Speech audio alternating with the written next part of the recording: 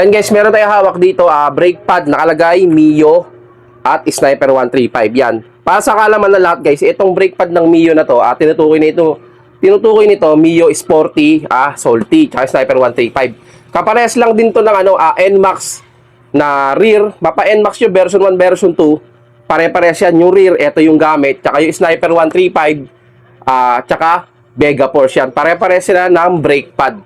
So ngayon, para hindi na kayo malito, kunyari Vega Force sa motor mo, gagamitin mo brake pad. Sa harap ng Vega Force to, kasi yung Vega Force naka-brake yung likod nun eh.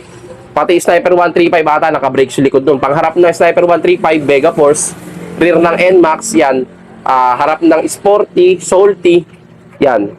At syempre yun, yung ating Mio, kasi kauna-unahan talaga nating halos naunang mga scooter, yung Mio Sporty. So para hindi kayo nalilito pag bibili kayo ng brake pad, pag ayun mga nabanggit na motor ko, yun ang mga brake pad nyo sa likod. Yung NMAX rear, Mio Sporty, Salty sa harapan yan, Vega Force sa harapan, sa Sniper 135 sa harapan. So ngayon, hindi na kayo mahirapan maghanap ng brake pad na gagamitin nyo.